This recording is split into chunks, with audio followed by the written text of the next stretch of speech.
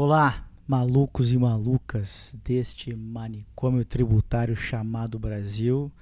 Mais um sábado de luxo, você sabe, sábado de luxo, estamos de volta em 2025, terceiro ano, segunda temporada, uma temporada menos inspiracional, a gente vai continuar inspirando muita gente, mas muito mais temática.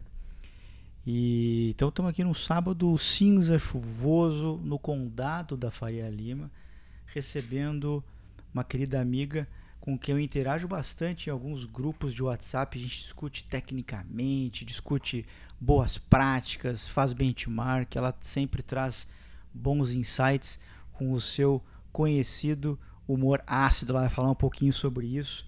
Ela é advogada, passou por mineração, consumer business, passou pelo agro.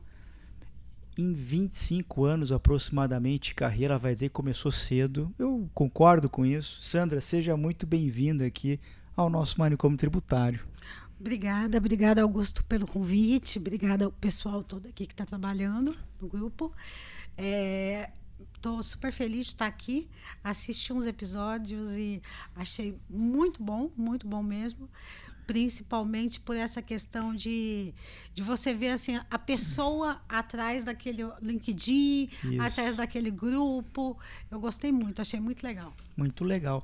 E sabe que eu lembrei de te chamar aqui, porque quando a gente olha para a tua trajetória, a gente enxerga um negócio chamado versatilidade.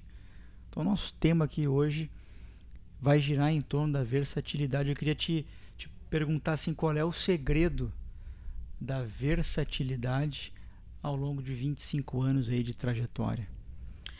Sim, eu não sei se tem um segredo, tá?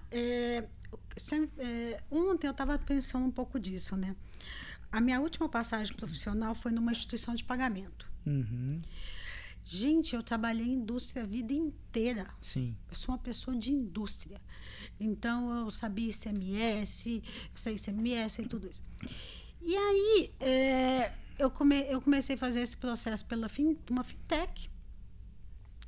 Eu nem sabia direito o que era uma fintech, para ser muito sincera. Uhum. E durante o processo eu comecei a estudar tudo. E aí o que acontece? Eu sou muito estudiosa. É verdade.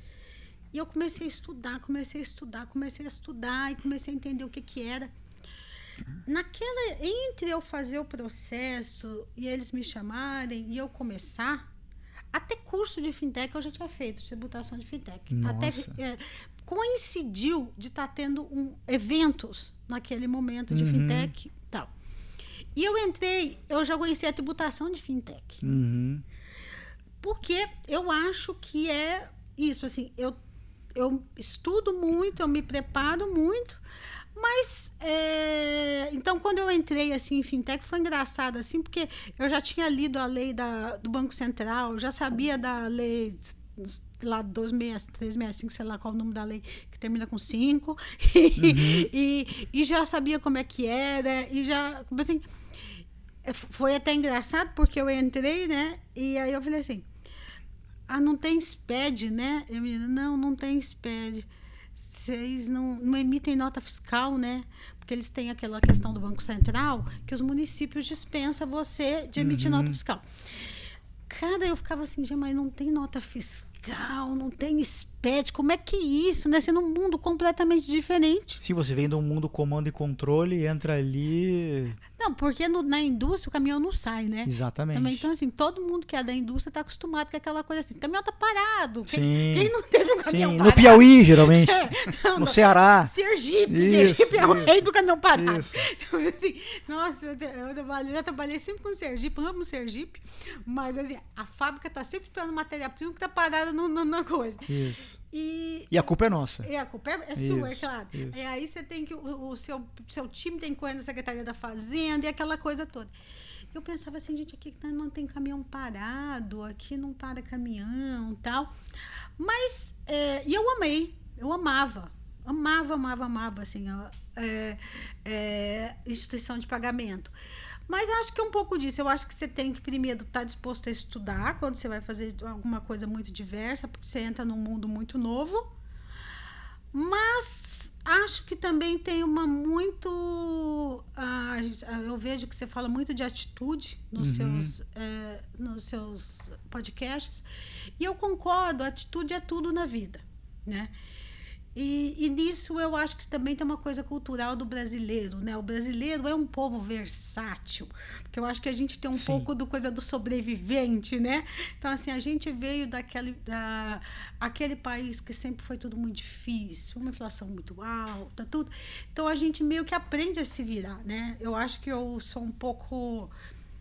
junto essa questão de ser estudiosa com um pouco, assim... Sou brasileira demais. Aquele povo que, tipo, a gente vai à luta, se vira. Sim. Assim, não tem brasileiro, cara, não tem ninguém que é mais criativo que brasileiro. Não. Brasileiro, tipo assim, quem é que tem a ideia de vender lugar na fila? Não. Exatamente. Total. Aquelas coisas assim que só brasileiro. Não, eu acho que versatilidade é isso. O brasileiro, ele fala assim, como é que eu vou sobreviver? Ele arruma um jeito. Eu acho que é isso, é ser brasileiro. Mas quando tu olha no retrovisor, o teu julgamento hoje, você acha que a versatilidade aconteceu ou você foi atrás dela? Por que eu estou te perguntando isso? Tem profissionais que claramente escolheram trilhar uma carreira no varejo ou escolheram trilhar uma carreira em bancos e tiveram oportunidades até para sair ou em consultoria. Não, é aqui eu quero ficar, eu quero conhecer, eu amo esse negócio tem um propósito bonito, ou automotivo, enfim. Ou ela aconteceu, você consegue... Aconteceu, não foi planejado. Não foi nada planejado. Nada, assim, surgiram as oportunidades, eu fui nas oportunidades, eu não tenho medo, então, assim... se amanhã me chamarem para trabalhar em farmacêutica, em banco... Estamos aí. A gente dá conta, a gente se vira. Tipo... eu numa época da minha carreira, eu tive esse dilema. Quando eu saí de consultoria, eu trabalhei alguns anos em automotivo e num dado momento eu pensei, eu precisava respirar um outro ar um pouquinho. Até para provar para o mercado que eu funciono em outros lugares, né? E aí eu passei um tempo no agro ali, né? E acabei voltando para o automotivo porque foi ótimo, enfim, acabei voltando para Curitiba, até foi uma ótima oportunidade onde eu tô até hoje, né? Então tem isso, tem gente que não planejou, aconteceu e surfou a onda, e tem gente que realmente planeja, né? Não, se tivesse aparecido oportunidades do mesmo setor, eu teria ficado. Eu acho que tem uma empresa que eu trabalhei, que é a Siemens, que hoje a Siemens é muito diferente, que ela fez vários spin-offs, tal, não sei o quê. A Siemens não é uma empresa, é um conglomerado, né? E na época que eu trabalhei, eu era responsável por 5 áreas de negócio. Eu era responsável por todas as áreas de negócio que tinha na Siemens, na healthcare, na infraestrutura, a indústria, o eletrônica, a engenharia. E ali na própria Siemens eu já vi que assim, era tudo muito diferente. Era tudo muito diferente. Eu acho que a Siemens foi uma virada de chave nesse sentido. E uma coisa assim, mas eu acho até que a minha versatilidade, ela nem vem tanto dos negócios que eu trabalhei, mas assim, eu comecei a minha carreira, Augusto, totalmente focada em International Tax Planning. Eu era uma pessoa de International Tax Planning, de Transfer Pricing. Eu comecei minha carreira com Transfer Pricing, International Tax Planning. Os meus 8, 9 anos eu só fazia International. Que é totalmente incomum você começar nisso. Eu era uma das primeiras, eu era uma mosca branca no mercado. Porque eu fazia Transfer Pricing na Monsanto, fui para a Vale, e a Vale, na época, já era uma empresa que tinha muita coisa no exterior, mas era a Vale e mais 2 empresas aqui no Brasil. O meu primeiro cargo na Vale era analista de planejamento tributário internacional. E aí na Vale, a Vale tem uma cultura, e aí eu acho que é uma cultura muito brasileira, é a famosa cultura te vira, né? Sim. Já ouviu falar a teoria do TV? TVZ, te vira Zé. Te vira Zé, entendeu? Isso. Então, assim, lá na Vale, tu tá fazendo isso aqui, muda, tá, não sei o quê. Um belo dia, eu estava lá sentado na Vale, eu me mandaram negociar benefício fiscal no Pará. Mano, eu não sabia nem o que era um benefício fiscal de ICMS. Sim. Vai se negociar benefício fiscal no Pará. Então, assim, na Vale, eu fiz internacional, depois eu fui promovida a gerente, aí eu tinha que fazer fertilizantes, que é uma coisa que eu não conhecia, eu tive que começar a fazer indiretos, depois eu fazia South America, e aí eu fui fazendo de tudo um pouco, depois eu fui para a Siemens, e aí na Siemens tinha de tudo, e, não, tem uma coisa muito engraçada da Siemens, eu nunca tinha feito contencioso. Quando eu fiz a entrevista para a Siemens, falaram assim, a gente tem um contencioso aqui e tal, beleza? Eu falei, beleza, né, tal. Quando eu cheguei, era um contencioso bilionário, de milhares e milhares de processos. A Siemens tem 100 anos no Brasil, então era muito processo. E era um contencioso que, sabe aquela coisa da área que não tinha dono, que saiu uma pessoa, depois saiu outra e tal. Tipo assim, tinha processo que era cadastrado em Cruzeiro Novo, sabe coisa assim? Nossa. Eu tive que aprender a fazer contencioso do dia para a noite. Claro que eu tinha a ajuda dos melhores escritórios do Brasil, advogados que eu amo, tal, que eu não gostaria até de fazer algumas homenagens, mas senão vai ficar chato, tal. E assim, mas, aprende a fazer contencioso. Aí aprendi a fazer contencioso. E aí depois, aí assim mexi uma área pequenininha de eletrônico, né, que tinha ST, e aí eu comecei a aprender um pouquinho ST e tal, mas não era especialista. Depois eu fui para a Legrand, 100% dos produtos eram ST. Ainda tinha antecipação de ST, tinha de tudo. Eu tenho que aprender, eu brinco assim, falo assim, eu cheguei na Legrand, eu não sabia que existia antecipação de ICMS, substituição tributária. Porque eu sabia que a substituição tributária era ICMS antecipado. Depois eu descobri que tinha antecipação no antecipado. Entendeu? Sim. E depois eu comecei a fazer reporting, e aí hoje eu sou muito uma pessoa de tax accounting. Eu fiz muito M&A na Vale, aqueles M&A na Vale de 14 bilhões de dólares, 15 bilhões de dólares. Então, assim, eu já vivi todos os mundos, desde o mundo assim. Eu participei de M&A de 14 bilhões de dólares, que foi o maior M&A na época de uma empresa brasileira, depois só foi superado pela Ambev. Tá? E participar mesmo. Tal. Até depois ser gerente de entrada de nota fiscal. De a nota fiscal com um erro no SEST, ou não sei, sabe assim? Então, eu já vi desde o glamour, que era assim, eu tinha uma chefe na Vale e falava assim, a Sandra não trabalha na Vale, a Sandra trabalha na Vogue.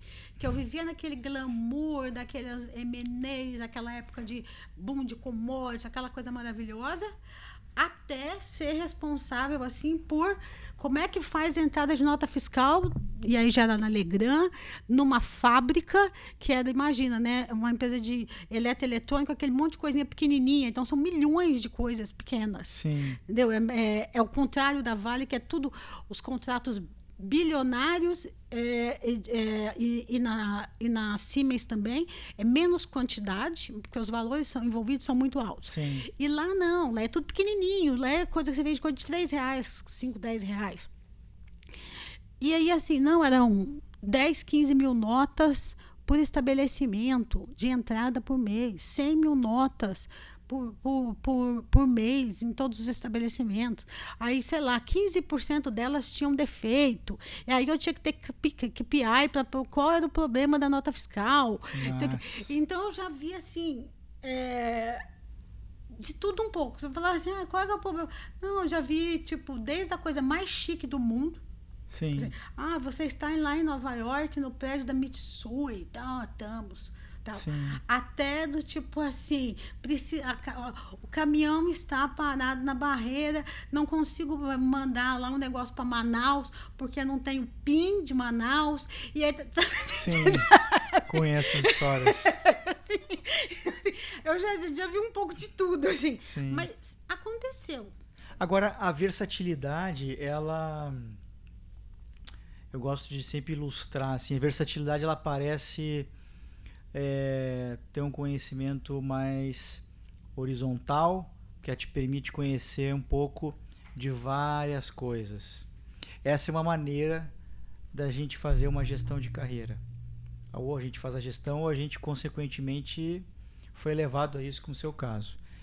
E existem pessoas, profissionais que de alguma maneira verticalizam isso. Então eu conheço bem de siderurgia, eu conheço bem de telecom, a gente tem uma série de profissionais aí no mercado que estão há 1000 anos em seus segmentos. E a gente sabe que eles rompem aquela fronteira do tributário, eles conhecem negócio, né? Se você pudesse ter o poder da escolha, você manteria essa carreira sua versátil, de ter inclusive a certeza que se adapta ali em vários segmentos, ou você gostaria de escolher um segmento que você supostamente se apaixonou e aprofundar aquilo ali? Assim, é claro que tem umas coisas que a gente gosta mais, é natural, assim, por mais que você faça 100 coisas, tem coisas, todo mundo, né, gente? Quem é que não tem os seus prediletos? Sim. Entendeu? Sim. Claro que todo mundo gosta de M&A. Sim. Quem é que não gosta de M&A? Entendeu? Então, assim, mas, assim, o que eu penso, Augusto? Esse mundo que a gente vive, e você precisa estar preparado para tudo. As coisas mudam muito rápido, tem mudado cada vez mais rápido. Nós começamos a nossa carreira num mundo, hoje ele é totalmente diferente. Vem aí uma revolução para a história chamada inteligência artificial. Total. Então, eu acho que você, antes de tudo, tem que estar preparado para fazer o que vier. Uhum. Então, como é que a gente vai trabalhar com inteligência artificial? Como é que vai ser isso? O que vai existir? O que não vai existir? Então, assim, claro que é super legal a pessoa ser especialista. Eu admiro, também tenho minhas predileções. Mas eu acho que, antes de tudo, você tem que ser alguém que... Mano, o que aparecer amanhã tem que se virar. Uhum. Porque, assim, a gente não sabe como é que vai ser. A gente não tem o poder da escolha. Não tem o poder da escolha, você não tem esse controle.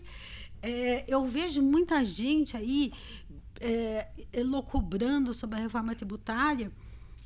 Gente, 2032 vai ser outro mundo, mano. Esquece. Sim. Tipo assim, vocês acham que aqui no interior de São Paulo já existem fábricas 100% robotizadas? Uhum. Já existe. Na China, nesses lugares, tem fábrica que não tem nenhuma pessoa. Sim. Nenhuma pessoa. Aí as pessoas começam a discutir assim, mas nós vamos discutir a locação de empregos. Gente, se você for hoje tirar uma fábrica de um lugar, uma empresa, até entrando aí em questões de discussões também globais, tal, se você for tirar uma fábrica da China para mandar para os Estados Unidos, você não vai contratar pessoas, você vai robotizar 100%. Sim. Os centros de distribuições da Amazon aí são 100% robotizados. Sim. Então, assim, às vezes as pessoas ficam elucubrando com algumas coisas que eu falo assim, gente, mas isso não vai existir em 2032.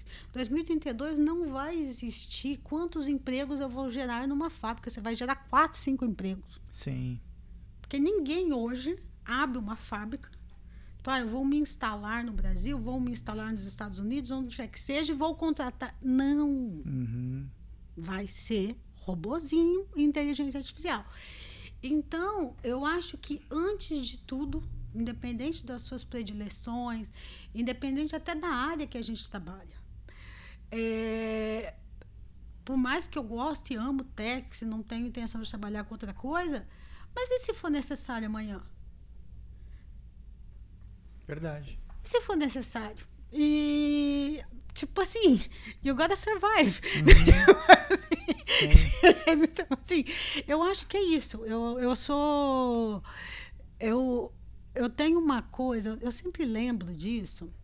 Uma vez eu estava andando aqui na Faria Lima com um amigo meu de um desses grandes escritórios. E eu comentei com ele de uma pessoa. Falei, eu conheci o fulano, mas não sei se eu acho que ele vai se adaptar, tal, não sei o quê. E ele virou para mim e falou assim, Sandra, eu conheço o fulano há muitos anos, ele vai se adaptar.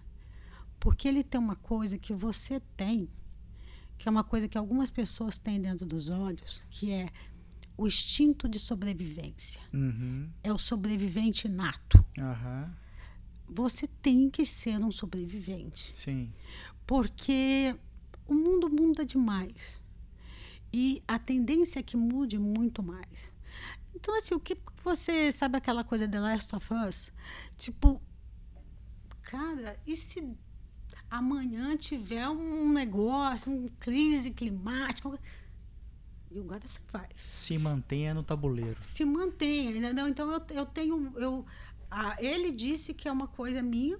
Eu nunca tinha parado para pensar antes disso. Depois disso, eu comecei a refletir. Eu acho que tem um instinto, não sei se todas as pessoas têm isso, ou se é realmente de algumas pessoas, uma coisa delas pensarem o tempo todo assim: aconteça o que acontecer, eu vou ter que me virar. Uhum. Então, é isso, assim, se eu pudesse, sim, tem áreas que eu acho mais interessantes, tem setores que são mais interessantes, claro. Por exemplo, serviço é muito mais legal, claro, vai falar que não é mais legal que você, tipo assim, você pode assim, poxa, cara, moleza, né? Tipo assim, você vai ficar lá trabalhando com ICMS-ST e tal. Se bem que eu falo que eu tenho síndrome de Estocolmo com ICMS, tá? Quando eu estava no coisa de serviço, eu brincava com a Camila minha, eu falava, gente, eu vou falar uma coisa pra vocês. Eu sinto uma falta de um processo no TIT. Não fale isso, não fale isso. Que saudade de olhar a pauta. Não, às vezes parecia a pauta do TIT. Eu falava assim, gente, não estou acompanhando mais a pauta do TIT.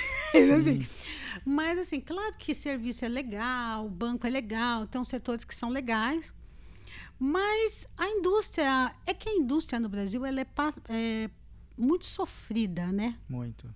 Então, eu acho que também tem um pouco disso. Eu acho que o setor de serviços no Brasil vai muito bem, as empresas de serviços vão muito bem, o setor financeiro é referência mundial. Sim. Infelizmente, a indústria no Brasil, tirando o agro, ela é muito sofrida. Então, você tem uma concorrência desleal com China, desleal com muita gente.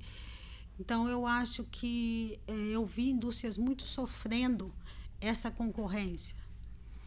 Mas, cara, qualquer coisa a gente faz. Tipo, a gente vende quentinha, sabe? Sim. Eu ouvi a Ivete Sangalo contando isso, assim, comecei minha vida com a minha mãe vendendo, a gente vende quentinha. Com certeza. Não tem estresse, não. Tem um texto que eu escrevi no meu livro, Manicômio Tributário, que dá nome a esse podcast, que é Seja uma Barata. Né?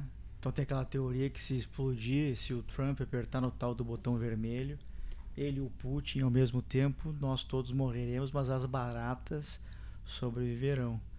É um pouco isso. Então, assim, cara, seja uma barata, sobreviva. Falo muito isso pro meu filho. Meu filho tá começando a carreira e é lógico, a gente sabe, né? Tem o Planalto e a planície, mas você tem que sobreviver nos dois, né? Eu acho que isso é muito importante. Eu não uso a barata, eu falo assim para as pessoas. Eu sou sabe aqueles ratos de metrô de Nova York, Sim. metrô de Paris? Sim. Você vê aquelas coisas assim, aqueles filmes de 1980, 1990, que tinham assim, umas comunidades abaixo do metrô. Filho, aqueles ratos ali do metrô de Nova York, metrô de Paris, estão ali, não morrem de jeito nenhum. Nenhum. Assim, você tem que ser a cidade tá linda lá, maravilhosa, tá? Os ratos estão lá, firme e forte. Com toda certeza. Tem que ser um rato do metrô de Nova York. Assim, verdade. Agora, entre recordar ou lembrar de uma característica que é comum nesses locais todos, tipo, olha, mudou completamente o negócio, mas em todos os locais você precisa fazer isso, você precisa ter tal atitude. Existe algo em comum aí? Eu não acho que as empresas são tão divididas por áreas de negócio. Eu acho que elas são mais divididas por uma questão cultural da nacionalidade. Uhum. Isso é muito importante. Então, empresas brasileiras têm características muito próprias, independente dos ramos. Eu trabalhei numa empresa francesa e o francês também tem as suas particularidades. Tem. Trabalhei numa alemã, que aí é processo, é planejamento, tudo. E comecei no americana e a última minha foi uma americana. Então, assim, eu acho que existem algumas coisas principais. Uma é a cultura dos países, porque, sabe aquela frase que a cultura engole a estratégia no café da manhã? Exatamente. Então... Tem a outra menos romântica do Tyson, que é a estratégia dura até você levar um soco na boca, né? Exatamente. Então, eu acho que a cultura do país, normalmente, a cultura das pessoas, elas sobrepõem muito ao tipo do negócio. E, claro, que tem aquela coisa assim, né? Uma mineração, petróleo, esses setores que eles são muito lucrativos e muito mais fáceis de lidar, que é aquele que eu comentei com você, porque assim, se tudo der errado, ainda dá muito lucro, né? Sim. E tem esses setores que é principalmente a indústria no Brasil, que ela é muito sofrida, então isso a gente vê muito. Então eu acho que o que eu mais percebo assim de igual é que, independente de ser uma francesa, ou ser uma alemã, ou ser uma engenharia, ou ser eletrônicos, aquelas empresas que sofrem concorrência muito grande, que dependem muito de mercado consumidor, que estão muito mais sujeitas a intempéries tem uma pandemia e tal, com aquelas empresas que têm uma vida mais tranquila, tipo, uma farmacêutica, oil and gas. Esse pessoal, a vida deles, se tudo der errado, ainda tá bom. Sim. Então, eu acho que isso acho que eu tendo, por exemplo, a Siemens e a Vale, apesar de serem completamente distintas, ambas têm uma situação muito parecida no seguinte sentido: elas são duas instituições nos seus respectivos países. Uhum. A Siemens é praticamente uma instituição dentro da Europa. Uhum. Você fala Siemens, a pessoa pensa como se tivesse um país chamado Siemens. Sim. E é mais ou menos a Vale dentro do Brasil. Sim. Então, ela tem aquela dinâmica de poder e aquela dinâmica de ser grande demais, e isso tem os pontos positivos, tem os pontos negativos, porque acaba que o elefante tem dificuldade de se mover, né? Sim, sim. Entendeu? Então, eu acho que é um pouco isso. Eu acho que cultura de país, e cultura é a coisa mais importante de uma empresa. Você não consegue trabalhar numa empresa que você não se adapte à cultura dela. Sim. Então, eu não tenho medo de nenhum tipo de negócio. Eu tenho medo de algumas culturas. Tipo assim, algumas culturas que eu já vi, ou que alguns amigos meus que são de determinadas empresas já comentaram, que eu sei que são mais difíceis. E essa questão do negócio, o quão esse negócio é um negócio que ele é resiliente. Perene, né? Ele é resiliente e perene. Ou quanto você está num negócio que é aquela coisa assim, que o negócio está... Cada trimestre é um trimestre. Uhum. Que é muito do que eu vi, tipo assim, a vida recomeça todo trimestre. Zerou o cronômetro todo trimestre. Uhum. E lá na FASF eles falam lá que FASF tem uma cultura Wall Street. Então é assim, aqui nós somos carteiros. Deliver, deliver, deliver, deliver, deliver, deliver, deliver. Então assim, tem que ir cada trimestre zero o jogo. Sim. Não importa o que você fez no trimestre passado. Sim. Hoje um outro trimestre. Na Vale também tinha um pouco disso. Tipo assim, a glória do passado não existe. Sim. O dia de hoje é que vale. É bruto. É bruto. Então, assim, eu acho que, por mais que os negócios sejam diferentes, existe a cultura do país que se sobrepõe a isso, e existe o conforto do negócio em si. Agora, nesse aspecto, Sandra, sabe que me ocorreu? Quando você pega ali uma... Porque eu trabalhei numa empresa francesa, que foi a Renault, e eu tenho amigos que trabalham em empresas francesas, como, por exemplo, o Toribio, trabalha na Sanofi, e a gente senta para comer churrasco, para tomar chopp, e a gente conversa sobre peculiaridades, sobre idiosincrasias das duas empresas, das duas culturas, e a sensação que me dá é que ou eu não trabalhava numa francesa, ou ele não trabalha numa francesa. Porque dá uma sensação que... E eu também penso isso com relação às norte-americanas. Uma coisa é você pegar uma empresa de capital norte-americano old fashion, É uma empresa realmente onde as pessoas ainda usam terno e gravata, tudo. Outra coisa é você trabalhar numa empresa do Vale do Silício. Acho que tem um pouco isso. Quando você pega um país que tem realmente muito grandes empresas, pô, tem centenas de empresas gigantes, dá a entender que você tem essa subdivisão. Você sente isso também? Olha, com a França eu nunca senti. Eu trabalhei numa empresa francesa e as empresas francesas que me comentaram até hoje eram muito parecidas no sentido de que o francês, ele é muito conservador, e ele conservador no sentido de que ele é muito preocupado com a marca, com eu branco agora a palavra, a reputação. Porque assim, se a gente pensar, faz todo sentido, né? A França é um país que vive daquele glamour, daquelas marcas. O iluminismo. Iluminismo. Eu sou apaixonada na França, tá, gente? Eu sou suspeita para falar. Mas eles vivem muito daquela, uma coisa até um pouco, digamos, nostálgica, né? O francês é o argentino da Europa, não é? Não. Ele se acha assim o melhor da Europa. Sim. E o argentino ele se acha também. Mas não necessariamente é. E o carioca, entendeu? Também. E eu vou falar, eu amo carioca, morei no Rio 8 anos. Trabalhei com a Argentina a minha vida toda, tinha time na Argentina até pouco tempo, que é um time amado. E trabalhei na França, tudo. Trabalhei muito com francês e amo. Mas eles são um pessoal que eles...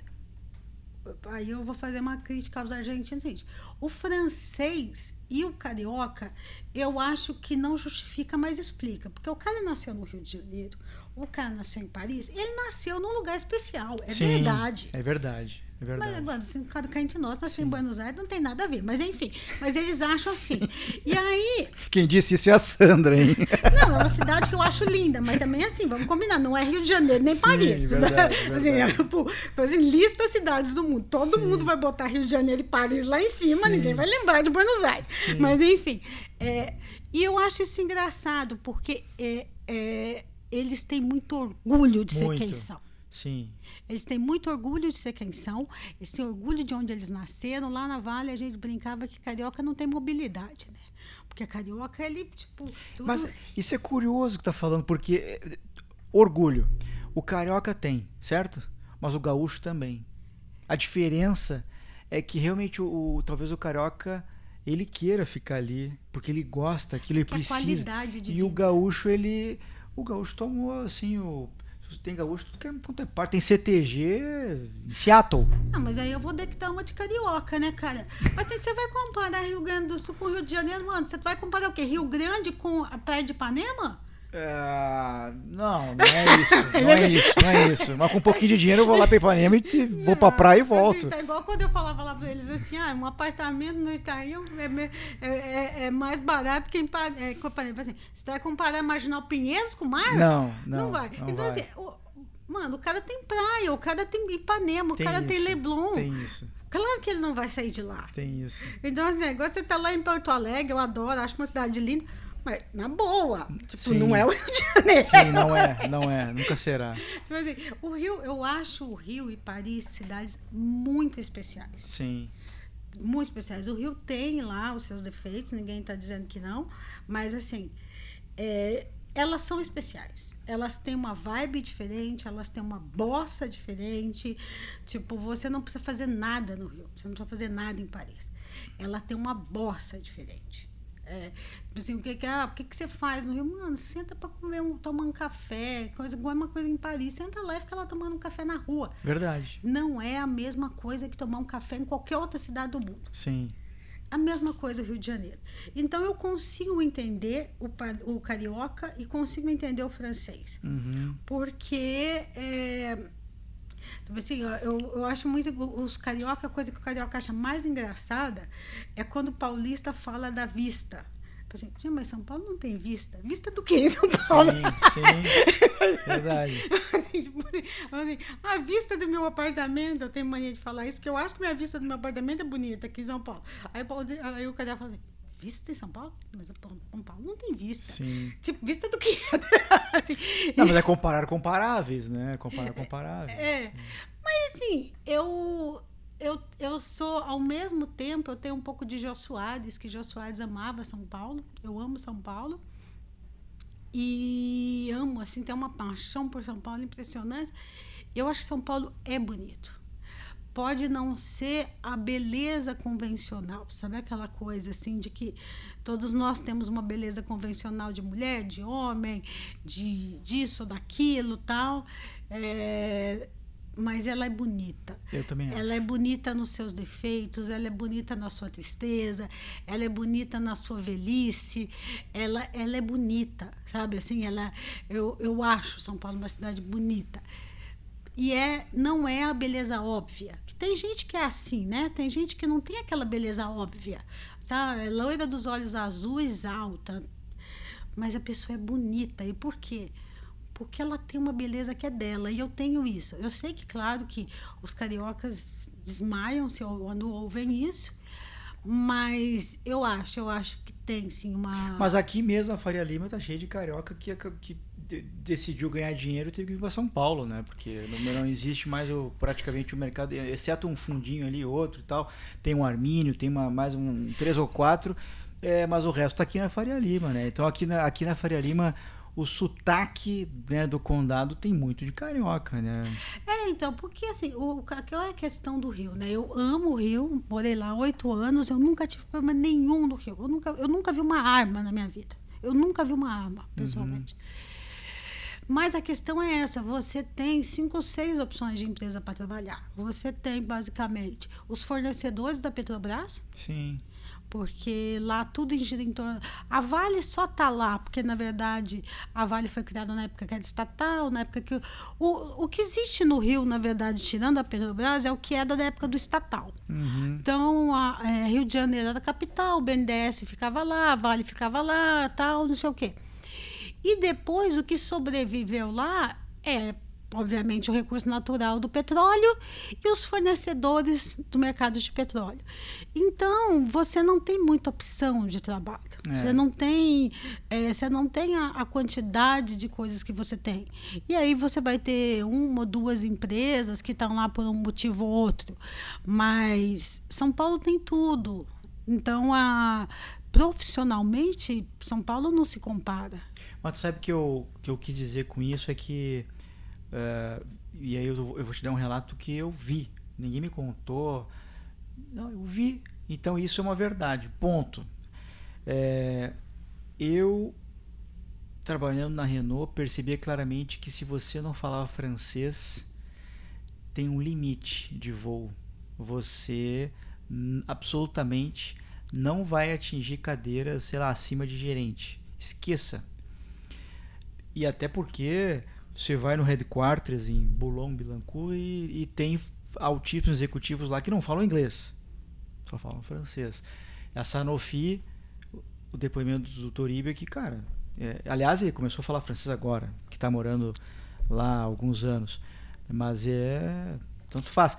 E no caso da Americana, que eu trabalhei, por exemplo, na Packard, se você não se adapta ali sei lá, usar a camisa branca ou azul com gravata e tudo, você não gosta daquilo, de vez em quando escorrega para uma outra cor, um terno que não é tão escuro assim, você também não vai sobreviver ali, porque ali é assim e não tem essa flexibilidade. Então tem assim, eu falei de França e Estados Unidos, mas isso talvez... Toda empresa tem a sua cultura muito forte. Talvez não tenha essas empresas mais novas. Eu não conheço essas empresas mais jovens. Hoje em dia tem muita empresa que tem 10 anos. Eu não conheço essas empresas. Eu só trabalhei em empresas antigas e tradicionais, né? Que são centenárias e tal. Essas empresas, elas são como são. Elas são Gabriela. Sim. Eu nasci assim, eu cresci assim, você sempre assim. Sim. E você se adapta àquela cultura ou não tem jeito. Isso. O americano, apesar de tudo, ele é muito mais prático e racional. Né? Então, por mais que tenha uma cultura, o americano ele é um povo assim, business acima de tudo. Né? Agora o francês, por exemplo, teve aquele filme que concorreu ao Oscar que tinha um diretor francês. Que não falava inglês. Que não falava inglês. Isso. E ele, eu duvido que ele não fale, tá? Eu acho que fala. Mas eles não vão falar lá na frente, ele vai falar em francês. Porque é o jeito dele. Uhum. Ele não. Então, assim, aí eu ficava assim, cara, o cara é assim, sabe? Aquilo é muito do francês, eu vou falar em francês, eu quero falar na minha língua, daí, não. E o sentimento dele não é assim, que pena que eu não falo Não. inglês. Não, que pena pra vocês que não falam francês. Exatamente. Então, o americano tem a cultura muito forte, mas a gente tem que entender que o americano é um povo que o negócio dele é fazer negócio. Uhum. O francês, não. O francês, ele não abre mão da cultura dele, ele não abre mão de ser francês para fazer negócio. Sim. Tipo assim, eu mantenho o meu glamour. Eu acho isso legal. Porque eles, se você for pensar, eles têm uma cultura muito própria deles, que representa muita coisa na história da humanidade. Eles representam muita coisa na história da humanidade, de ideais, de lutas. E também no luxo, no glamour, nas marcas, sabe assim, tudo que é francês, vamos combinar, tudo que é francês é mais chique, né, gente? Sim. Tipo assim, um vinho francês, uma bolsa francesa, uma roupa francesa, assim, então eu sou suspeita para falar.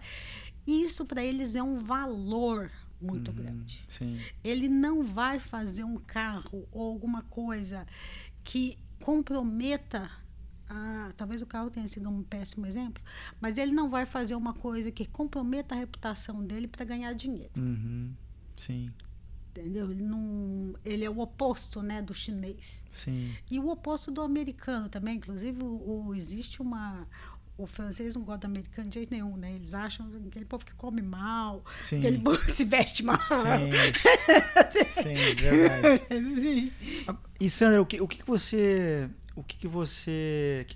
tipo de conselho de ouro você daria para quem está começando a carreira nesse momento? Nossa audiência é formada por muito jovem que está vendo todo esse movimento que você falou de inteligência artificial, a reforma tributária, Pilar 2, etc. E eles ficam pensando, para onde é que eu vou? Qual o conselho de ouro que tu daria para esse jovem que está lá ralando na faculdade, conseguiu o seu primeiro estágio e quer atuar na área tributária? Então, muito, eu acho que muito até ligada a essa versatilidade, existe uma palavra que para mim é a mais importante, chamada resiliência. Uhum. Porque a sua carreira, ela não é uma linha reta. Uhum. Sabe? Quando a gente olha nas redes sociais, a gente tem uma ideia de que... até o Adrien Brody, que ganhou o Oscar esse ano, falou isso muito, fez um discurso muito bonito de recebimento, porque ele tinha recebido um Oscar em 2003 e agora em 2025. Ele ficou 22 anos trabalhando sem ganhar nada. Sim. Então, as pessoas têm uma ideia assim, ele falou, olha, essa profissão tem muito glamour, e tem, mas existe por trás um monte de coisa, o bastidor não é bem assim. E eu acho que hoje a gente vive numa cultura, as redes sociais passam uma imagem de que as coisas são mais fáceis do que são na verdade. Uhum. Então, assim, não é. Você precisa ter muita resiliência. Você vai ter que ter resiliência todos os dias da sua vida. Eu acho que eles vão pegar um mundo até mais difícil que o nosso, porque é um mundo menos previsível. Então, assim, resiliência. E nesse período aí todo, você... Imagino que você tenha tido chefes bons, chefes ruins. Eu tenho certeza que você aprendeu com ambos. O que você aprendeu com chefes bons? O que você aprendeu com chefes ruins? Com chefes ruins, eu aprendi uma coisa que eu tenho cada dia mais aprendido na vida. E eu acho que essa hoje é um dos mantras da minha vida. Que as pessoas precisam pensar mais nisso. Não é sobre você. Uhum. Muita gente acha que é sobre ela. Uhum. a gente tem, sem citar nomes, a gente tem hoje pessoa que administra o maior país do mundo achando que é tudo sobre ela. E Sim. não é sobre você. Não é. Sim. Não é sobre você. Então, tem muito chefe, tem muita gente, e isso não é só como chefe, mas no mundo tá muita gente que acha que o mundo gira em torno dela, que as pessoas que estão ali estão para fazê-la brilhar, estão para ela se destacar. E não é sobre você. A vida é muito maior, o mundo é muito maior que você. E não é para o bem e não é para o mal, porque também tem gente que acha que é perseguido, que acha que tem coisa que só acontece com ele, que acha que todo mundo está jogando indireta para ele, que é a vítima de tudo. Também não é sobre você. Então, uma das coisas mais importantes que hoje eu tenho na minha vida comigo, e eu acho que não tem um dia que eu não fale isso para mim mesma, não é sobre você. É sobre o mundo inteiro que está rolando. Você tem sua família, você tem as pessoas que você ama, você tem seus amigos, você tem seus colegas de trabalho. Para de acreditar que o mundo é sobre você, porque não é. Verdade. Sabe que sobre isso eu gosto de uma frase, eu até peguei ela aqui para te ler. Eu amo essa frase. Nas vezes em que eu tive chefes ruins com quem eu aprendi, né, eu sempre pensava nessa frase. Quando você morre, você não sabe que está morto. E por isso quem sofre são os outros. É o mesmo quando você é um idiota. Exato. Né? Porque no mundo corporativo, o idiota, ele não sabe porque todo mundo trata ele bem, bajula, ninguém tem coragem, né? Então, no mundo corporativo tá cheio Quanto mais alto o cargo, isso também tem hoje muito na política, tudo, no Brasil e tal, a pessoa chega num nível que ninguém tem mais coragem de falar a verdade para ela. Isso. E ela acha que é sobre ela. Sim, verdade. Não é sobre você. Você não está ali para fazer coisas para você. Você está ali para servir a um time. Você está ali para trabalhar para uma empresa. Você está ali para fazer um negócio. Não é sobre você. Cai na real. Sim.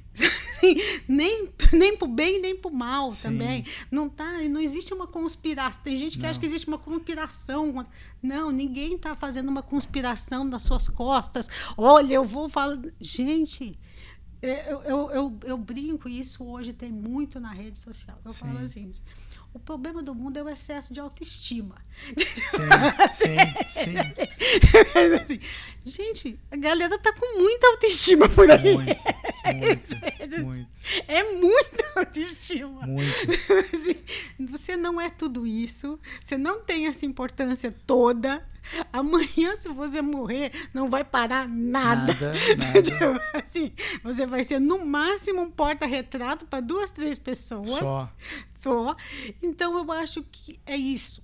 E o chefe bom? O chefe bom, o que é para mim... O que você aprendeu com eles? Liderança é exemplo. Uhum. Isso tem muito a ver com o que a gente falou aqui, é o oposto. Você pode enganar as pessoas falando as coisas. E as pessoas enganam muito.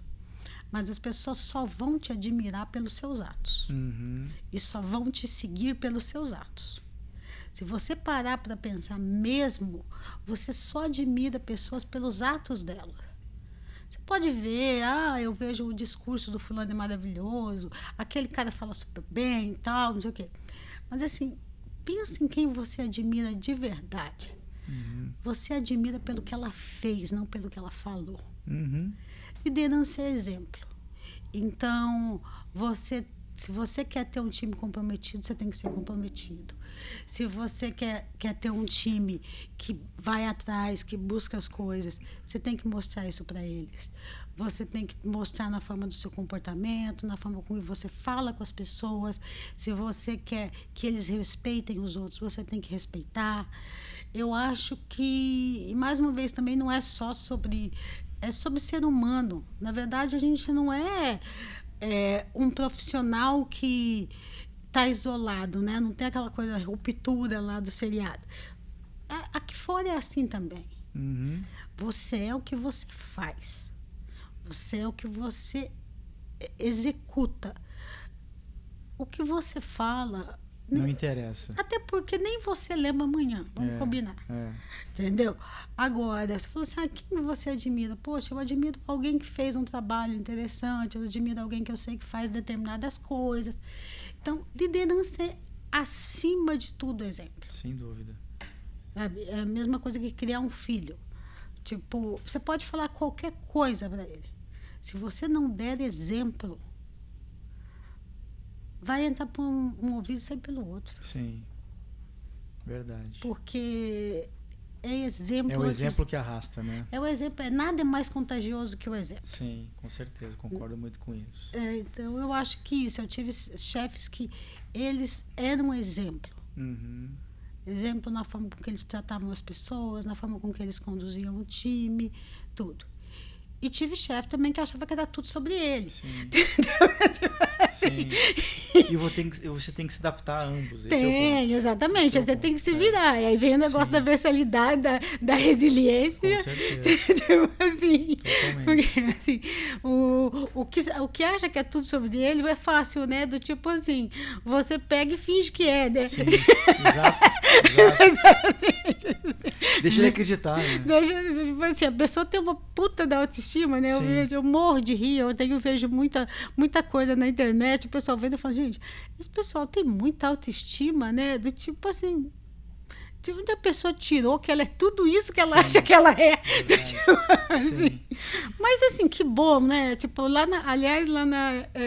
eu trabalhei num lugar que meu tio, não vou falar o lugar, mas meu tio brincava assim, a gente tinha uma piada, que a gente fazia uma reunião com uma pessoa tal, e a pessoa era muito assim, né? A gente saía da reunião, meu time bravo e falou assim, pega o telefone do psicólogo dela pra mim. Eu quero um psicólogo pra eu ter essa autoestima toda. E vem cá, e como é que a Sandra está se preparando para a reforma tributária? Então, eu comecei a estudar muito lá atrás isso, eu sou uma grande entusiasta dessa reforma, tá? Depois aí participei de muita coisa ano passado, muito ligada ao setor financeiro. E eu ouço muito as lives. Eu adoro Eurico, adoro aquele pessoal da FGV. Acho que a gente deve muito à FGV essa reforma. Assim, a gente, de uma certa forma, o que acontece? É o bendito da cultura, né? A gente voltou de uma vez de nova cultura. Ela é uma reforma brasileira, né, gente? Sim, então, assim, tipo... Ela é a reforma possível. Exatamente. Então, assim, a cultura come estratégia no café da manhã, é Mike Tyson. Então, assim, poxa, o pessoal da FGV fez aquele texto cheio de coisas. Olha, vamos vir do Canadá, da Nova Zelândia, não sei o quê, lindo, maravilhoso, tal. Opa. Chegou lá em Brasília... É dual. É Brasil. Sim. Vamos cair no chão. Sim. E aí eu acho que o mais difícil, então assim, se fosse aquele IVA porque a gente eu já trabalhei muito com Latinoamérica, enfim, a gente conhece IVA razoavelmente bem, né? Se fosse o IVA chileno, né? O IVA chileno, ou até o IVA argentino não dá defeito. O mexicano é mais chato, mas o mexicano inventou aquele troço de fluxo de caixa também, uma coisa, tem umas coisas que só o sul-americano inventa, né? Sim. Só o latino-americano inventa, mas enfim. Mas assim, é simples, né? Tudo que entra, tudo que sai e tal, você não tem muita dificuldade. O nosso problema foi que agora a gente vai ter que continuar convivendo com muitas exceções, né? Com muitos regimes específicos, tudo. Então, eu estou estudando. Acho aí que a questão dos sistemas vai ser a principal... O que mais me preocupa, sabe o que é? Eu vejo muita gente que não caiu a ficha ainda, no sentido de que muita gente tem muita jurisprudência de ISS e CMS na cabeça e começa a falar de IBS e CBS pensando em jurisprudência de ISS e CMS. Sim. Gente, para tudo. Para. Galera, para tudo. Uhum. Se tem uma coisa que me irrita nessa vida, é quando eu tô ouvindo uma live assim, não, porque o Supremo Federal já falou. Cara, o Supremo não falou nada de CBSB. Deixa eu te avisar que é uma nova emenda, né? Entendeu? Assim, falou nada. Isso. Entendeu? Assim, então, assim, eu acho que precisamos zerar o cronograma. Não tem como zerar, porque a gente vai até 2032 com os dois. E aí, assim, as pessoas vão ter que se policiar para isso. Gente, existem 2 mundos. A jurisprudência que existia não vale mais. Para de discutir territorialidade, não sei o quê, onde foi isso, onde foi aquilo. Você está passando vergonha. Né? Do tipo assim, sabe? Para de discutir, isso não existe mais. O que o Supremo falou para o plano de saúde? O que ele falou? Não existe mais. Isso. Continua existindo, quando continua o ISS por um tempo. Mas, enfim.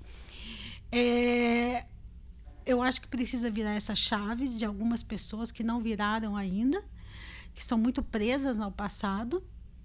Isso é uma coisa. E eu sou aquela pessoa muito realista. Aí que eu queria chegar. Queria te fazer uma questão de vestibular. Você é aquela profissional que não dorme faz 2 anos, acompanhando os projetos e emendas e lobby, etc. E todas as lives do Congresso e blá, blá, blá. Você, letra B, é aquela pessoa que minha vida não mudou e a SAP vai resolver isso para mim. Ou Master SAF, ou Oracle. Ou letra C, nenhuma coisa nem outra. Estou fazendo minha parte, estou estudando, estou discutindo, estou aprendendo. E vai ter muita coisa para mudar nesse período de transição. Qual dos 3 você é? Um pouco entre o 1 e o 3. Uhum. Porque eu vi muita sessão do Senado, tipo assim... Nossa, sério? Até 1 da manhã, sabe? Split payment. Eu não. Então, assim, eu vi muita coisa. Tem várias... Porque foi gravado, né, no site do vi muita coisa de alguns temas específicos. Então, puro suco de Brasil, né? Exatamente. Então, sim, em alguns momentos, sim, eu fui um pouco nerd nesse sentido, mas ao mesmo tempo eu tenho consciência disso, de que nós somos brasileiros e que a gente vai mudar a mudança, a gente vai... assim, é aquilo que eu te falei, eu sou realista. Sim. Eu sou o tipo da pessoa, assim, se esse copo tá meio cheio, mesmo fazer, esse copo tá pelo meio. Para de viajar. Não tá nem para cima nem para baixo, tá no meio. Então, assim, então é o seguinte, nós somos brasileiros, gente. É lógico que a gente vai mudar as coisas. É lógico que alguém vai ter outras ideias. É lógico que vai acontecer. Então, até me surpreende as pessoas ficarem reclamando tanto das mudanças que houve no Congresso. Esperava o quê? Sim. Alguém realmente esperava que fosse para o Congresso e que não haveria um monte de lobby e que não haveria um monte de exceção, um monte de coisa nada a ver, porque tem uns lobbies lá dentro daquele Congresso que só eles entendem, porque tem bancada disso, bancada daquilo outro. Ô, gente, que mundo você vive se você achava que seria assim? E é para ser assim. Por quê? Porque o Congresso... ele é uma casa política, ele não é uma casa técnica. Ele não foi feito para saber qual é o melhor. Ele representa o povo, ele representa o Brasil. E, infelizmente, nós temos... o Brasil é um país muito desigual, o Brasil tem muita coisa diferente, são 4, 5 países dentro de um país só. Ou seja... era natural que houvesse aquilo. O agro tem peculiaridade do agro, entendeu? Eu acho que um problema sério que a gente sempre teve no Brasil, isso também é uma coisa que as pessoas se recusam a dizer, é que, assim, sim, o serviço sempre foi muito pouco taxa tributada no Brasil. Uhum. Vamos ser honestos. Não faz sentido você prestar serviço e pagar 2% a 5% de imposto. Uhum. Não faz sentido. Sim. Eu estava trabalhando numa empresa de serviços, tudo, e minha carga média era 2,9. Uhum. Desculpa, gente, Por mais que não faz Em sentido. nenhum lugar do mundo é assim. Né? Então assim, por que eu vou comprar um serviço e pagar uma carga média? Claro que tem PIS/COFINS, tem outros tributos, mas até aí a mercadoria também tem. Então, só igualando aqui para o ICMS e para o ISS, porque por que eu vou pagar 20, 18, 19% numa mercadoria, pagar 2, 3% num serviço? Então, eu acho que nós temos um problema, que a nossa economia tem uma formação de preços deturpada, e você percebe isso claramente pelo seguinte: na Europa e nos Estados Unidos, o serviço é muito caro para a gente e a mercadoria é barata. Se você reparar lá, as roupas são para a gente são mais. Agora com esse dólar perdeu a referência, mas enfim, normalmente as mercadorias são baratas. Só que a hora que você vê serviços, é caro. Sim. Por quê? Primeiro, porque obviamente os salários lá são maiores proporcionalmente, tudo. E segundo, porque serviços nesses países têm uma carga tributária similar de mercadoria. Aí vem para o Brasil, o salário é muito baixo, o setor paga pouco tributo, no fim do dia a galera ganha mal, recolhe pouco imposto e as mercadorias são caríssimas, ninguém compra nada, porque o salário não dá para comprar nada. Então, assim, eu acho que existe aí uma questão macroeconômica que distribuiu isso, só que você também não consegue resolver isso do dia para a noite. Não dá para você fazer uma coisa que você vai mudar toda a lógica de preços da economia. Mas eu acho que isso é uma coisa que a gente tem que pensar no longo prazo. Os bancos pagam 4,65 hoje sobre receita financeira, 4,65. Ou seja, a gente tem, e quando eles pagam ISS sobre os serviços que eles pagam 2%. Então, que são aqueles serviços que não são considerados FII, né, mas que são considerados serviços mesmo. Então, assim, é muito pouco. E aí, por isso que eu digo que a indústria é sacrificada no Brasil. É muito sacrificada. Sim. Então, eu acho que essa reforma, ela tem que, aos poucos, encontrar uma forma de equilibrar preços no Brasil. De que o serviço, as mercadorias passem a ser mais baratas, porque as mercadorias no Brasil é muito cara, a gente não tem acesso às coisas. E o serviço precisa pagar mais, sim, até porque nos últimos anos o serviço é muito grande. Sim. É o que mais emprega. É o que mais emprega, e o faturamento é muito alto por causa das empresas de tecnologia. Então, virou uma coisa tão maluca, porque São Paulo, acho que é São Paulo, Porto Alegre e mais 2, 3 cidades, eu acho que elas concentram tipo 90% de toda a arrecadação de ISS do Brasil. E por quê? Porque nelas estão a sede, aqui a gente está aqui, né? A sede das grandes empresas de tecnologia com faturamentos bilionários, pagando seu ISS de 2, 3%. E aí São Paulo fica sentado em cima dessa grana gigantesca. E então, assim, precisa essa reforma, ela tem que consertar isso. Isso não é certo, porque não o consumo não está ali. O consumo aqui do Facebook, dessa galera que está toda aqui, está no Brasil inteiro. Sim. Carinha lá da cidade onde meu pai mora, em Lagamar, que tem 6.114 habitantes. Ele consome internet, ele consome Instagram, ele consome tudo igual qualquer pessoa de São Paulo. Sim. Só que Lagamar não vê um centavo.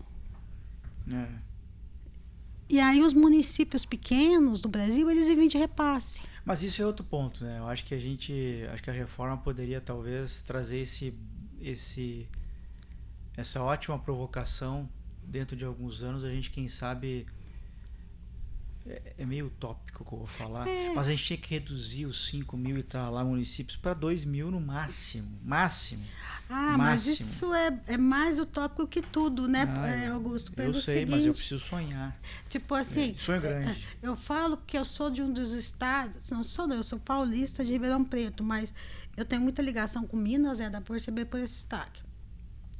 Minas, meu bem. Minas é um estado que você pega daqui ali, anda 2 horas, você passa por 15 municípios. É verdade. É surreal. Sim. Você entra e sai da cidade em 3 minutos. Sim.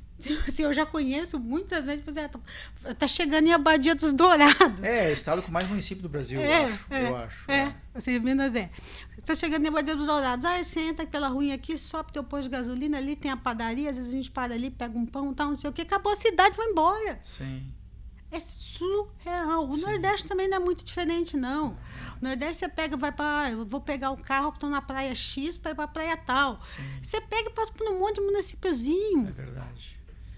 Então, mas assim, a gente sabe que aí tem uma coisa assim, né? Cada município tem um prefeito, tem os secretários, tem Câmara de Vereadores. Me respeita que na minha família a gente tem vereador numa grande capital brasileira. Sim. Então, assim. Gente, a gente não vai conseguir, né? Isso aí é sonho de...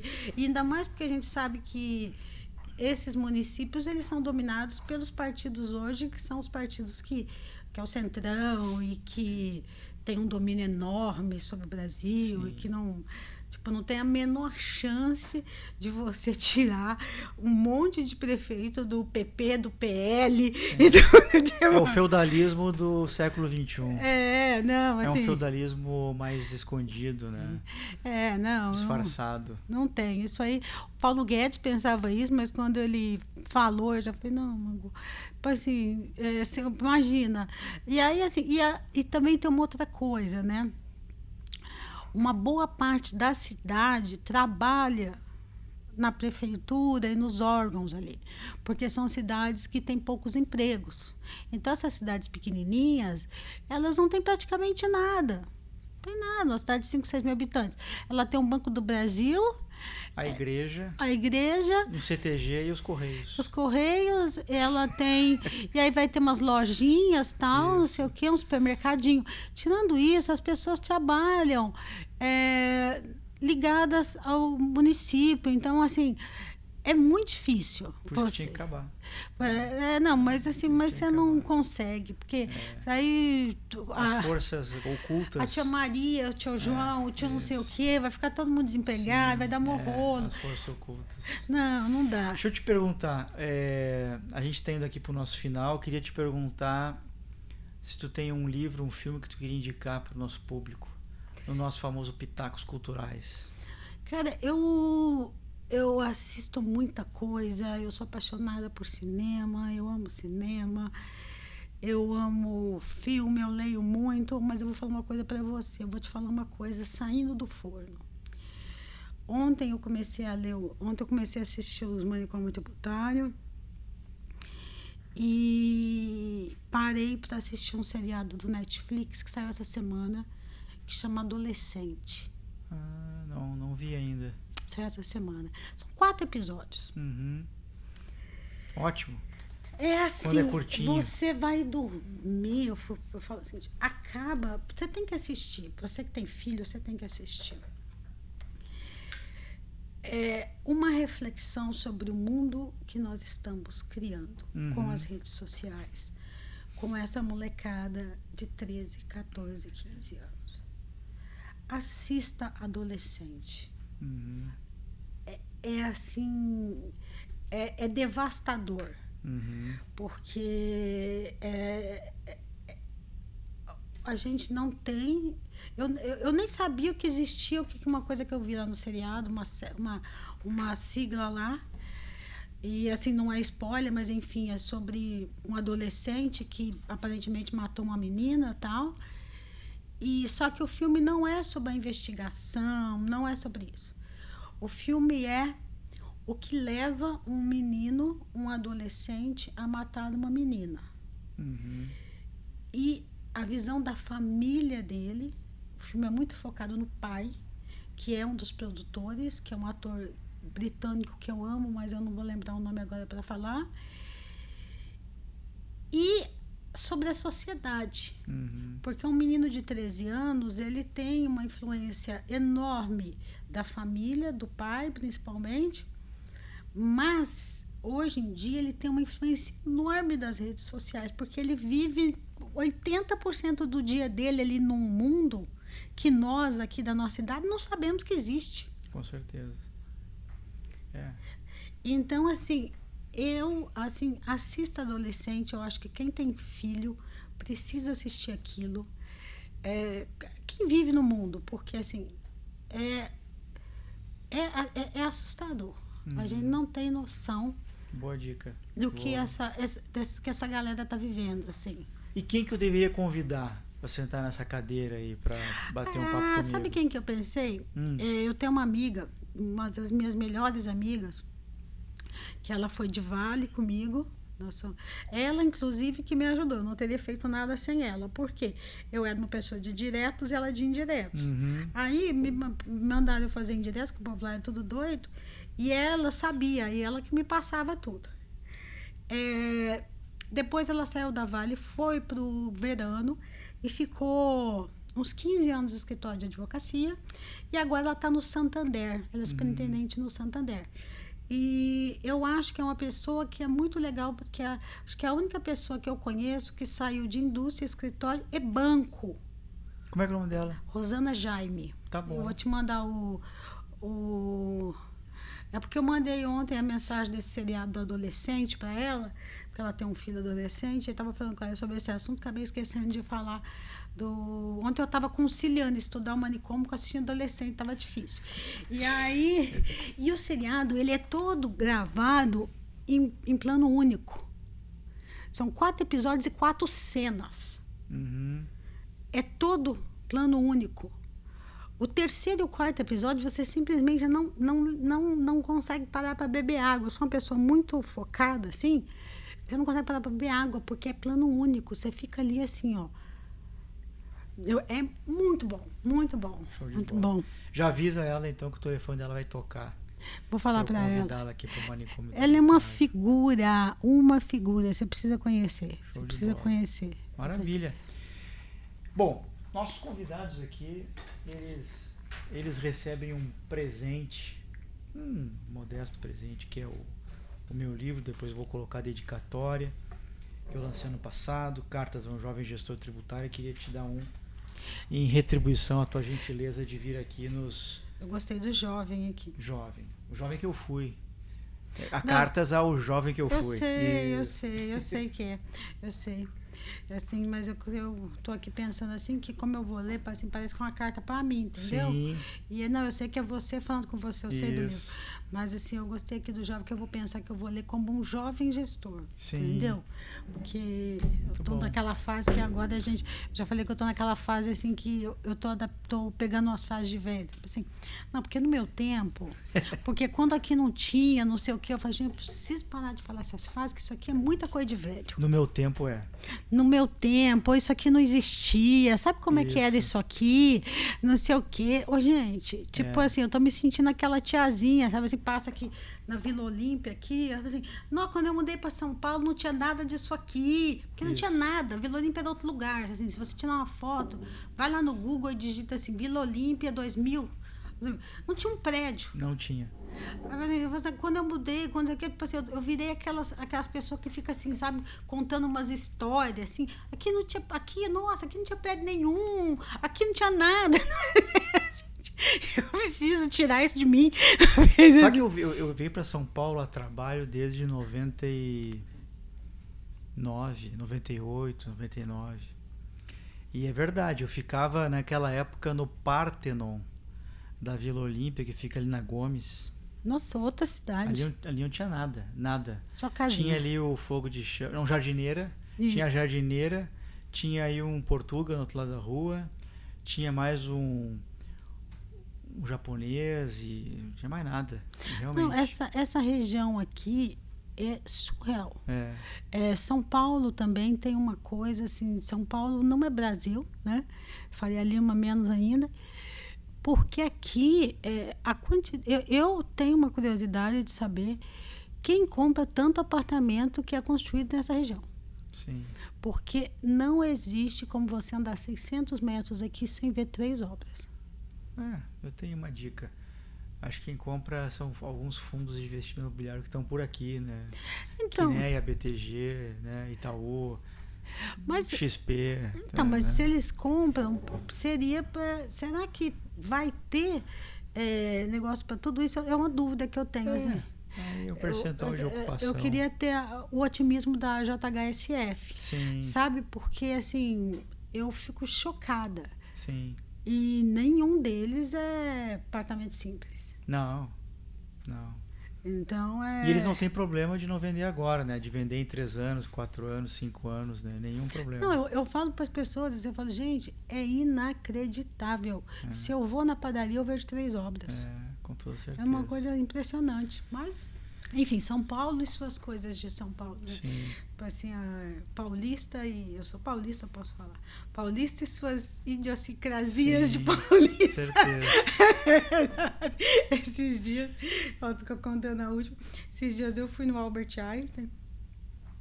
Gente, tem coisa que só paulista faz. Os caras pegaram um restaurante chiquíssimo aqui do Itaim. Tá cheio de restaurante chiquíssimo dentro do hospital. Sim. O hospital virou um shopping. Sim. Você anda assim, você vai procurar um consultório, você passa por 3 restaurantes chiquíssimos. Virou uma feira gastronômica. Eu falei, gente, isso, cara, como assim esses restaurantes dentro de um hospital? Isso é muito paulista. Assim, você vai ver tua esposa internada, aproveita, vou nesse restaurante chique aqui. Você acredita, tem restaurante até francês dentro do Einstein hoje? Qual é? Eu sou paulista, eu posso falar. Gente, é muito engraçado, muito, né? Curioso. Dentro do Moinhos do Vento tem? Acho que não, né? Não. Faz uns 15 anos. Não, faz mais de 15 anos que eu não vou no Moinho de Vento, né? Meu filho nasceu lá há 22 anos atrás, mas não era assim. Não, porque aqui o Einstein, meu querido, é o seguinte: tem uns 4, não vou falar nome, mas enfim, tem uns 4, 5 restaurantes chiques mesmo dentro do Einstein. Sim. Eu não entendi muito, mas eu entendi que assim, a pessoa tá ali, vai visitar alguém e tal, e aí como ela não come num lugar simples, Sim. Assim, fiquei olhando e falei assim, será que existem então outras cidades? Porque isso aqui é muito de paulista. Sim, exatamente. Meus amigos carioca dizem que é de paulista. Querido, muito obrigada mesmo. Obrigado você pela participação aqui. Imagina. Vem um sábado aqui nos visitar. Muito bom. Acho que a gente conseguiu aqui trazer alguns insights para essa moçada. Eu tenho alguns avisos aqui. Eu estou nas redes sociais. O Augusto Flores Oficial no Instagram, no LinkedIn, Augusto Flores de Flores, no website augustoflores.com.br ou mtxeduca.com.br. Lá vocês encontram curso, mentoria, uma série de coisas. Sugestões de convidados, sugestões, críticas. 41995693841. Os meus livros, tanto o Manicômio Tributário quanto Cartas, você encontra na Viseu e também na Amazon. E eu sigo contando aí com o patrocínio da Bravo. Já estou indo para 3º ano de Bravo, patrocinando aqui o Manicômio Tributário. A Bravo é uma Textec com mais de 10 anos de atuação no Brasil, com 10 mil CNPJs, entregando muita tecnologia embarcada na tua gestão de BPO, contábil, fiscal e etc. Tem um QR Code aqui, você mira lá o celular, tem uma landing page, chama eles para um diagnóstico, um bate-papo, um assessment da reforma tributária. Acho que a turma vai te atender. Diz lá que assistiu no Manicômio, de repente rola um descontinho ali para você na proposta. E eu tenho a alegria de trazer um novo patrocinador, que é a Avola Registro de Marcas. A Avola, se você é um empreendedor ou sonha em abrir um negócio, evite dores de cabeça no futuro. Garanta o registro de sua marca. Muitas ideias promissoras são perdidas porque simplesmente você foi lá e alguém registrou sua marca. Eu, por exemplo, registrei todas as minhas marcas com a Avola Registro de Marcas. Então eu tenho Manicômio Tributário, eu tenho MTX Mastermind, Tributarizando, F2 Corp, Manicômio Corporativo, tudo registrado lá com a Avola. Manda um e-mail lá para marcas@avola.com.br. Também tem um QR Code por aqui da Avola. Tenho certeza que a turma vai te atender. Lembre que uma marca é o seu maior ativo, e a Avola já atende aí clientes no Brasil todo. Tá bom? Era isso. Muito obrigado.